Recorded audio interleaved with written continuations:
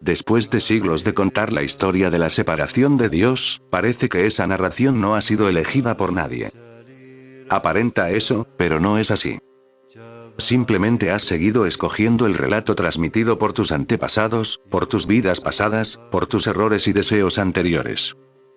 Pero lo que tú eres es aquello que está más allá de cualquier elección. La elección reside en nuestra capacidad mental de negar esta verdad o aceptar. Esta elección es el libre albedrío, la libertad de elegir. No tienes libre albedrío con respecto a quién eres. Eres eso plena y completamente. Pero tienes libre albedrío con relación a los poderes de la mente y de la imaginación. Puedes actuar como si no fueras quien eres. Puedes actuar como si casi lo fueras, pero no del todo. Puedes llevar a cabo todo tipo de variaciones y permutaciones al elegir o negar quién eres. Has jugado a esto durante siglos y, por fin, acabas cansándote de jugar, porque este juego es limitado. A pesar de todo su despliegue, a pesar de toda su belleza, a pesar de todo su dolor, el juego es limitado porque se basa en la suposición de que, de algún modo, estás separado de la verdad, de la comprensión, del amor, de Dios. Todo el juego se basa en la suposición de la separación, y esta presunción raras veces se investiga. Se cree que esta hipótesis es real, y a partir de ese momento el juego se complica mucho. Te invito a ver quién está jugando en realidad. De manera natural, tú eres conciencia.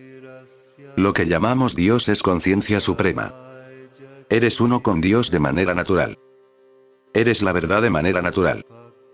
Todo el resto no natural. Es posible que sea normal, pero no natural. Puede que sea habitual, pero no es natural. Incluso el juego tiene su propósito, porque al creer en el juego y en la normalidad no natural que lo caracteriza, cabe la oportunidad de que te imagines perdido, de que experimentes el dolor y el sufrimiento de estar extraviado, de estar expulsado, de estar separado de Dios. Entonces, esa imaginación, ese juego con todo su dolor, puede generar el anhelo de reunirse con la verdad en toda su gloria. Si descubres que das por sentada la verdad de que eres conciencia, de que eres uno con Dios, de que eres la verdad, ese dar por sentado es una especie de trance o estado de sueño en el que un día imaginarás que estás separado, que estás perdido, y la búsqueda comenzará de nuevo. En la invitación que extiende Ramana, la llamada a la autoindagación directa, tienes la oportunidad de averiguar quién está perdido, quién se siente separado. No encontrarás a nadie. Nadie está perdido. La persona perdida fue fabricada en la mente para que comenzara el juego. Si has tomado la resolución de investigar intensamente de manera fresca y completa, en lugar de seguir durmiendo y creyendo en la supuesta separación, entonces te encontrarás a ti mismo como esa misma conciencia en la que jugador, buscador, unión y separación aparecen y desaparecen. La vigilancia. La llamada a una rendición más profunda. Muchas personas afortunadas y agraciadas han podido gustar o tener un vislumbre de lo inmortal, del ser eterno. A partir de esa experiencia surge la pregunta, ¿qué viene ahora? ¿O, qué debería hacer ahora? ¿Qué debería hacer con esto? ¿Qué hago con esto? Estas preguntas indican que se necesita una rendición más profunda. Siempre hay una invitación a ello. Esta capitulación es vigilancia. A menudo no se entiende qué es esta. Generalmente, lo que se considera vigilancia es una cuidadosa supervisión o seguimiento por parte del superego. Estoy seguro de que eres consciente de este tipo de revisión. Oh, no debería haberlo hecho así. No debería haberlo dicho así. No debería haber pensado eso. Debería haberme rendido. Esta supervisión o monitorización no es vigilancia, sino una imitación de la vigilancia. Vigilancia viene de la palabra vigilia, que significa guardar vigilia. Guardar vigilia es un tipo de adoración. La vigilancia es una vigilia sagrada, serena y pacífica ante la llama de la verdad. Mantén la vigilia mientras quepa la posibilidad de que percibas a alguien separado de la verdad, mientras sigas desactivando los viejos deseos, mientras quede un aliento en tu cuerpo. Asumiendo que es probable, o, al menos, posible que te percibas separado de la verdad, tienes la oportunidad de mantenerte vigilante ante su llama. Si te mantienes muy alerta descubrirás que no estás separado de ella. ¿Y qué viene después de eso? Una vigilancia aún más profunda, descubrimientos más internos. El verdadero descubrimiento no tiene fin. Lo que sí podría acabar es tu preocupación por quien creías ser, tu cuerpo, tus pensamientos y tus emociones. De hecho, la preocupación solo continúa mientras sigues alimentándola. Nutre tu cuerpo. Hacerlo no es gran cosa. Pero sustentar tus pensamientos sí que es muy importante y tus emociones, muy relevante. Deja de alimentar tus pensamientos y emociones, contempla lo que no necesita ser nutrido para existir. Mantente vigilante a eso. Ríndete a ello. Si te ha atravesado la flecha de la verdad y lo sabes, si has tenido esta experiencia, entonces también conoces los pensamientos arrogantes que pueden surgir. Bueno, sé que soy uno con la verdad, entonces, ¿quién queda ahí para mantener la vigilancia? Probablemente te has dicho esto, ¿correcto? Y entonces, de repente, vuelven el sufrimiento y el lamento. Lo he perdido. ¿Cómo ha podido ocurrir? La vigilancia corrige la percepción y la experiencia de perder lo que no puede ser perdido. No estoy hablando de esfuerzo. No estoy hablando de que la vigilancia sea un hacer. Estoy hablando de ser vigilancia y de reconocer que es natural serlo. Eres pura conciencia. La conciencia se mantiene vigilante de manera natural, lo hace hacia sí misma, y en realidad siempre es consciente de sí misma. Cuando el cuerpo está profundamente dormido y no hay puntos de referencia ni impresiones sensoriales, cuando no hay percepción de él ni de ningún otro elemento mental, emocional o físico, sigue habiendo conciencia consciente de sí misma, y eso es la dicha. Es la dicha del sueño profundo. Cuando el organismo despierta y vuelves a percibir las cosas, sabes que ha habido una experiencia profunda y sin objetos. No tienes ninguna impresión sensorial de ella, pero lo sabes porque la conciencia de ella sigue estando presente. A medida que aparecen los objetos, nuestro condicionamiento tiende a fijarse en ellos y a pasar por alto ese profundo alimento que siempre está presente. Vigilancia es la conciencia de lo que no desaparece cuando aparecen los objetos.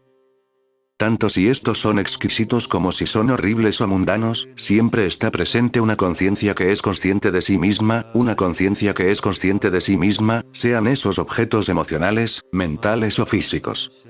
La vigilancia pura debe ser reconocimiento fácil, porque de otro modo hay un practicar la vigilancia, y eso ya es no estar vigilante. Cuando oigas el pensamiento, ahora voy a practicar la vigilancia, pregúntate quién está haciéndolo. Esto es autoindagación directa. Verás que allí no hay nadie, que solo hay vigilancia. Entonces constata que es muy natural ser consciente de los objetos que pasan, y que también es ser consciente del que es consciente, es decir, ser consciente tanto de los objetos que pasan como de uno mismo. Descansa en la vigilancia y ve. Simplemente espera y ve. Ve cuál es el destino del cuerpo. Ve cuál es el impulso de esta vida. Habrá objetos que pasarán ante el altar de la vigilancia. Deja que pasen como nubes. Las nubes no son un problema, ciertamente no lo son desde el punto de vista del cielo. Tú eres el cielo. No eres una entidad que está mirando al cielo. Eres el cielo mirando a la entidad aparente. Suponer que la vigilancia es una carga es una equivocación. La verdadera carga es negar que eres la conciencia misma. La idea de que la vigilancia es una carga viene de la práctica espiritual. Se te conmina a que practiques. Tienes que mantener tu práctica. No sé de dónde viene la palabra práctica, pero está mal empleada, porque practicar significa hacer algún tipo de preparativo para un suceso real. Practicas para el partido de fútbol. Practicas para tu recital. No puedes practicar para la vida. La vida es ahora mismo. De modo que no uso la palabra practicar cuando hablo de vigilancia. Estoy hablando de ser vigilancia. Sé ello ahora. Tú ya eres eso. Reconócete como tal, y mantente vigilante a tu verdadera naturaleza. Después ve. Sin buscar nada, ve. En la cultura occidental se nos educa para saber lo que vendrá a continuación y para intentar conformarlo en función de nuestros deseos. Por eso hay tanto sufrimiento, porque tratamos de forzar la vida para que encaje con un concepto particular. Después buscamos a quien esté de acuerdo con ese concepto y luchamos contra quien esté en desacuerdo con él. Pero aunque salgamos victoriosos de nuestra lucha, nos sentimos insatisfechos, sin plenitud. Esperar y ver no significa necesariamente que te quedes sentado en el sofá y no te muevas más, ni tampoco que te levantes del sofá y te muevas. Es mucho más profundo que eso. Una vida activa puede ser vivida en actitud vigilante, y también una vida inactiva puede ser vivida de la misma manera. Habrá muchas comprensiones. Habrá muchas revelaciones y experiencias cada vez más profundas. Y, en medio de todo ello, mantente vigilante a lo que no se ha movido, a lo que siempre ha sido pleno, radiante e impoluto. Las comprensiones serán aún más profundas. Disfrútalas cuando vengan, diles adiós al pasar y mantente vigilante a lo que no se ha movido, a lo que no se ha desvanecido en la experiencia de pérdida, a lo que no ha aumentado con la experiencia de ganancia. Sé vigilancia. La alegría más profunda de la experiencia humana es mantenerse vigilante. No es una tarea. Es pura dicha. Una dicha que se mantiene despierta y vigilante a lo que nunca se mueve, a lo que siempre está presente. Sé eso. Entonces verás esta entidad de tu vida actual desplegarse exquisitamente, como se abre una flor. Cuando empiece a morir, morirá con elegancia, como muere una flor. No tienes que sumergirla en cera a fin de conservarla para siempre. La muerte no es el enemigo. El miedo a la muerte es el adversario. Es el resultado de haberte identificado erróneamente como una entidad particular. Tu verdadera identificación es el cielo del ser. Mi historia. Cuando miras a un bebé y haces un seguimiento de su crecimiento individual, puedes ver que la diferencia entre ese bebé y el niño de 6 años es muy notable, como lo es la diferencia entre un niño de 6 años y un joven de 16, o entre los 16 y los 35, o entre los 35 y los 80. Puedes empezar a ver cierta pauta de acumulación. Evidentemente, el niño nace con cierta predisposición genética, tendencias y personalidad, pero, en general, es abierto y lozano, por eso queremos a los niños. La apertura es digna de amor. Incluso cuando los bebés son difíciles, suelen ser amables por su manera fresca, abierta, inquisitiva y libre de mirar la vida. A medida que el niño madura, hay un influjo de la forma y de la percepción sensorial que concuerda con el proceso evolutivo de ese individuo y con el de su especie. En el caso del joven de 16, el impulso ya ha cambiado de la apertura hacia la acumulación y la ganancia personal. Las luchas de la adolescencia son una liberación de la infancia y de la inocencia hacia la independencia, el conocimiento y el poder. Incluso en las vidas más maravillosas, generalmente, se arrastra cierta carga. Nace de la identificación con las denominadas acumulaciones personales. Este lastre de la vida, o carga individual, es la historia.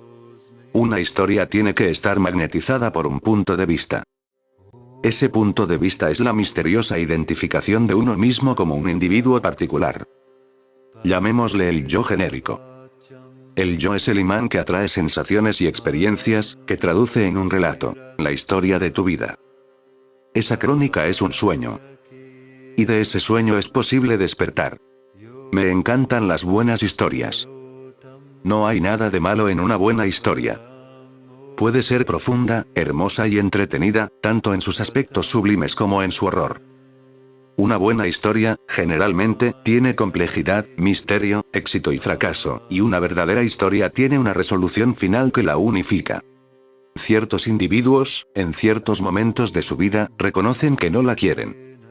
Al menos la parte de la historia que no les gusta, que les pesa y que les mantiene identificados con algo menos de lo que anhelan ser. Puede haber muchos intentos de ver la crónica personal individual bajo una luz mejor. Tal vez, incluso, pueda ser vista desde la perspectiva de la verdad.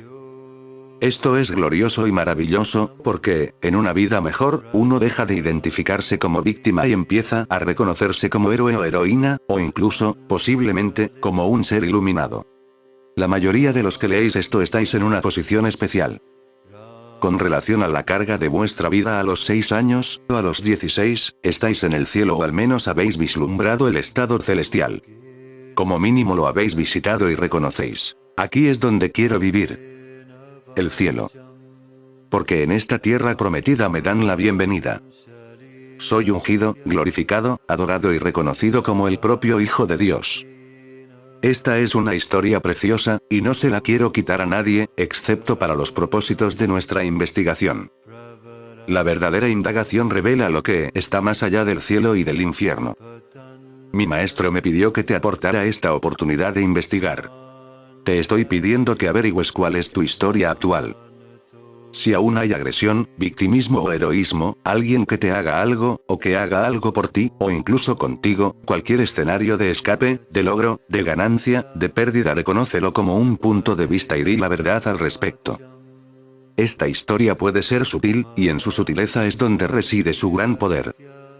En tu voluntad de decir la verdad, ves la historia que se está contando una y otra vez, la crónica basada en un individuo particular llamado yo. Tiene muchos sabores, colores y sensaciones y es exquisita por derecho propio. Pero no es verdad. Yo no existe. El yo ha sido fabricado durante al menos tantos años como los años que ese cuerpo concreto que identificas como mío ha existido en el planeta. Ha sido producido total, completa y arbitrariamente. Para oír esto, para realmente oír esto, debes aceptar la invitación a dejar caer toda la historia y preguntarte, si todo es una elaboración, un montaje, si el yo no existe, ¿qué es real? ¿Quién soy yo? ¿Qué es verdad? ¿Qué perpetúa la historia de yo? El deseo impulsa la historia. Aunque puede haber un afán de soltar la historia, de ver qué es verdad, también hay una ansia de seguir fabricándolo. Es imprescindible reconocer esto. El deseo de continuar con la historia, tanto si ha sido visto como si no, se basa en el miedo a no ser nada. Este miedo está apoyado por la creencia de que si sueltas la biografía que has contado tan diligentemente a lo largo de esta vida, no serás nada, morirás. Será el final de ti. Si miras con cuidado, verás el esfuerzo consciente, sutil pero poderoso, de mantener la yoidad en su lugar. Tal vez ahora sea un yo iluminado, pero sigue siendo un yo. Tienes miedo de que, si no haces un esfuerzo consciente, el cuerpo tal vez se desintegre. Tienes miedo de que si el organismo desaparece, tú también desaparezcas. En la medida en que hay miedo, en esa misma medida, hay una identificación errónea con tu historia, como si ella fuera la verdad sobre ti. En la misma proporción en que hay identificación entre tu historia y la verdad sobre ti, hay sufrimiento, porque tú no eres una historia. La historia es una mentira, y una mentira es una carga. Un lastre que se mantiene cada mañana, cada día, cada noche. Tal vez al anochecer dejes la mentira de lado para poder dormir profundamente, pero en cuanto el cuerpo despierta la retomas. La historia se aumenta, decora, reordena, fija, equilibra y mejora. Se convierte en una carga mejor. No hay nada malo en esto. Si vas a dejarte entretener por una historia, entonces sí, equilíbrala, enderézala, decórala. Pero, generalmente, lo que ocurre es que la historia se convierte en un objeto de adoración, bien en nombre del odio a uno mismo o en el del narcisismo. Entonces mi historia se convierte en una carga de sufrimiento. El primer reto consiste en reconocer que la estás contando. Seguidamente, el desafío es estar dispuesto a dejar de narrarla, en estar presto a morir y, al hacerlo, en estarlo a no ser nada en absoluto. Entonces eso que hemos llamado ser, o verdad, o Dios se revela como esa misma nada en absoluto. Te reconoces a ti mismo como esa no cosa, como nada. No estoy hablando de la nada tal como la mente escucha esta palabra, como algún tipo de vacío nihilista, plano, muerto. La pura nadeidad es inteligencia consciente.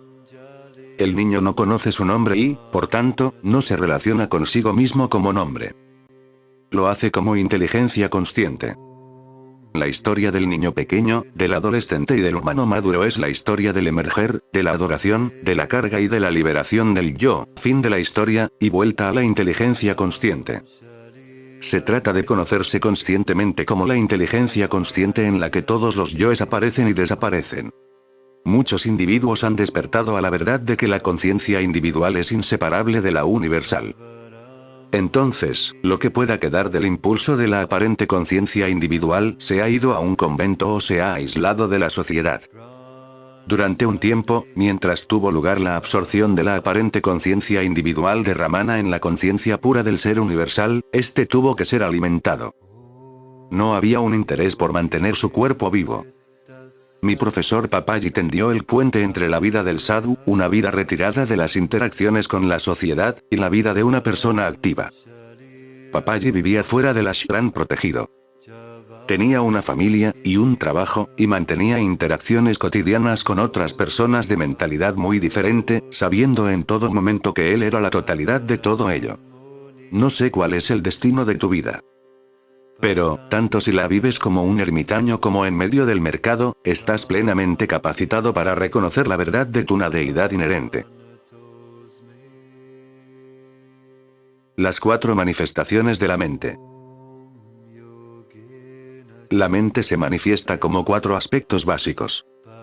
Está el aspecto mental, responsable de la construcción de los pensamientos y las imágenes. El aspecto físico, a través del cual experimentamos las sensaciones físicas, los sentimientos y la energía. El aspecto emocional, en el que los pensamientos se vinculan con ciertos sentimientos y experiencias, que después se constelan como emociones. Y, finalmente, el aspecto circunstancial, por el que las circunstancias de la vida que aparecen en la mente retroalimentan las sensaciones físicas, las emociones, los pensamientos, la visión del mundo, los puntos de vista, la verdad personal, etc. Esta es la experiencia común. No hay nada inusual en ella. Sin embargo, también suele ir acompañada por otra experiencia igualmente común de un enorme sufrimiento. Finalmente, en una vida concreta, en medio de ese enorme sufrimiento, surgen pensamientos inusuales. Quiero ser libre, o quiero que el sufrimiento tenga un final, o quiero ser salvado, o quiero encontrar a Dios o que Dios me encuentre. Estos son pensamientos diferentes de cualquier otro que hayas tenido anteriormente. Indican un distanciamiento radical de la experiencia habitual de la encarnación, del pensamiento, de la emoción, de la sensación física, de la del sentimiento o la de circunstancias. Son una gran llamada de clarín a algo desconocido. En el mundo hay enseñanzas infinitamente diversas que nos orientan a seguir muchos caminos diferentes. De una manera u otra, la mayoría de ellas ofrecen directrices para practicar o favorecer ciertos pensamientos, emociones, sensaciones físicas o circunstancias. Nos instruyen para que tengamos mejores ideas, o para que consigamos mayores condiciones, o para que nos sintamos mejor, o para que nos divirtamos más. Y, por supuesto, ya hemos probado todo eso. Sin embargo, siempre que perseguimos algo dictado por la mente, es decir, cualquier percepción, cualquier emoción, cualquier impulso, cualquier sentimiento o cualquier circunstancia, tenemos que acabar reconociendo la limitación de esa experiencia. En este punto de la existencia es donde aparece la más radical de todas las enseñanzas, una que, de hecho, no lo es en absoluto. Cuando uno vislumbra en un instante la absoluta falta de límites del silencio puro, eso que ningún pensamiento, ninguna emoción, ningún estado mental, ni ninguna circunstancia ha podido, ni podrá, captar o contener nunca, resulta tentador tomar ese vislumbre y ofrecérselo a la mente como otro objeto mental. Resulta tentador intentar captar la verdad y obligarla a hacer lo que tú deseas. Comprende que este es el funcionamiento natural de la mente. Su misión es tomar objetos, sean burdos o sutiles, y apropiarse de ellos. El reto que nos plantea esta misteriosa encarnación es ser completamente consciente de tal funcionamiento. Como he dicho antes, hay muchas enseñanzas que te orientan hacia la persecución de los objetos mentales. En Occidente, todos nosotros hemos experimentado con ello. La radicalidad de esta no enseñanza es tomar conciencia de esa tendencia y dejar que se queme a medida que la identificación se traslada del movimiento de la mente al silencio del ser. Cuando la mente oye este reto, no puede entenderlo. Esa es su belleza. La libertad del silencio puro e ilimitado solo puede ser alcanzada y experimentada en el momento presente. No tiene nada que ver con ninguna experiencia del pasado. No tiene nada que ver con nada. Está libre de todos los pensamientos, emociones, cuerpos y circunstancias, y es la verdad de quién eres. En las enseñanzas espirituales se dice frecuentemente que es extremadamente raro que uno realice la verdad de su ser. Ha sido raro, pero no tiene por qué seguir siéndolo, porque es la verdad de quien uno es. La verdad definitiva es que tú eres ese silencio. hasta que el cuerpo se vaya y la mente se acabe completamente, hasta que exhales tu último aliento, debes estar dispuesto a mantenerte completamente consciente del impulso mental de ir hacia o de ir en contra de todos los objetos mentales, emocionales, físicos y circunstanciales. En esa disposición puedes ver la libertad, que es la verdad de nuestro ser revelada en la pureza de la no enseñanza. Aquietate. Presta atención a lo que ya está aquietado. Cuanto más experimentas esta quietud, más profundos y sutiles son los retos de detectar la tendencia mental a moverse, a tomar, mantener alejado o negar el movimiento. Puedes usar tu tiempo de una manera extremadamente rara y preciosa para ver qué objeto está siguiendo tu mente. El silencio no se puede seguir, no va a ninguna parte. Solo es posible encontrarse con el silencio estando en silencio. Te invito a renunciar a todos los conceptos sobre tu vida, tu destino, tu propósito, tu pasado, tu presente, tu futuro y a ver lo que no ha sido tocado por este pronombre posesivo del sufrimiento. Y cuando digo sufrimiento no estoy excluyendo el placer. El placer y el dolor más intensos están incluidos en el sufrimiento. La invitación de Ramana, que habla desde el núcleo de tu propio ser, te llama con esta simple frase: aquietate.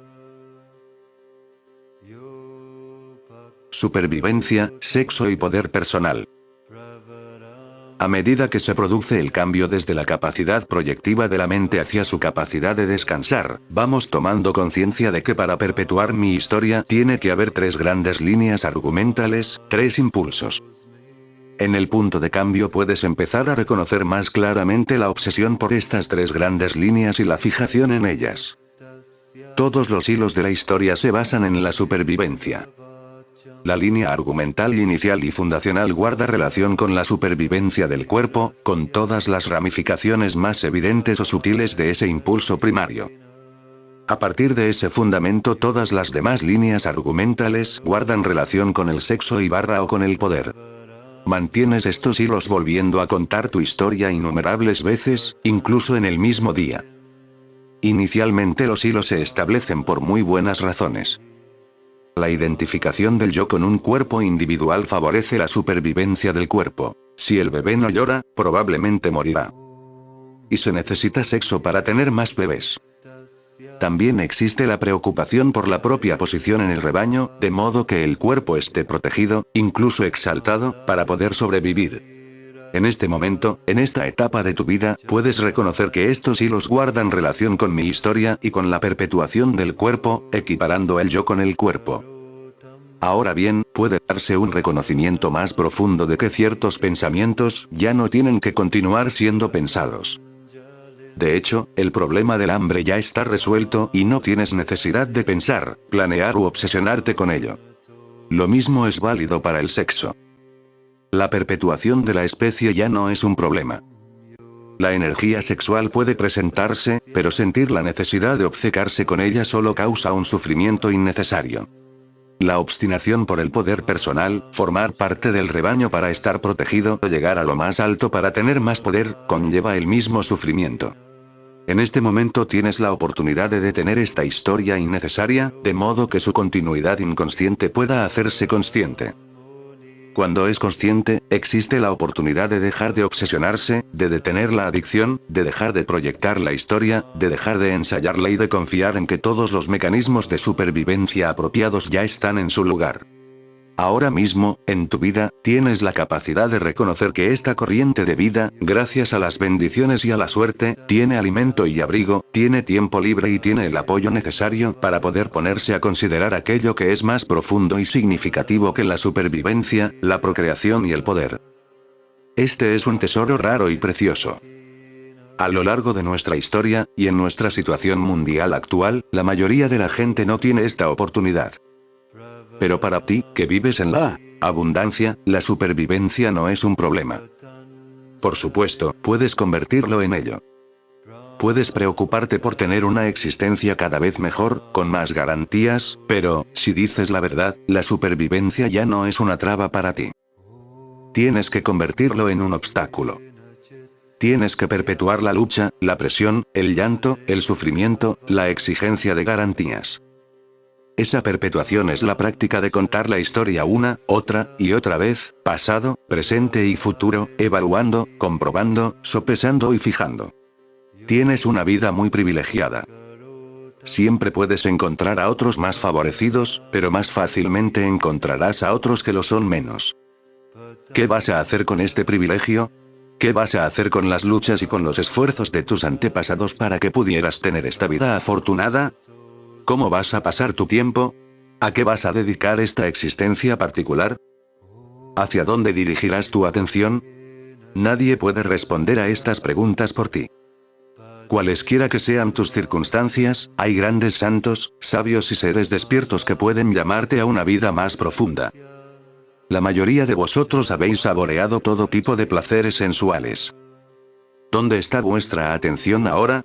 ¿Está en volver a saborearlos una y otra vez o está liberada para poder hacer una exploración nueva y más profunda? Ya sabes cómo conseguir comida. Ya sabes cómo conseguir abrigo. Sabes cómo conseguir sexo. Sabes cómo conseguir poder personal. Y sabes que, si tu atención se queda fijada en eso, nunca podrás tener suficiente. Jamás poseerás bastante.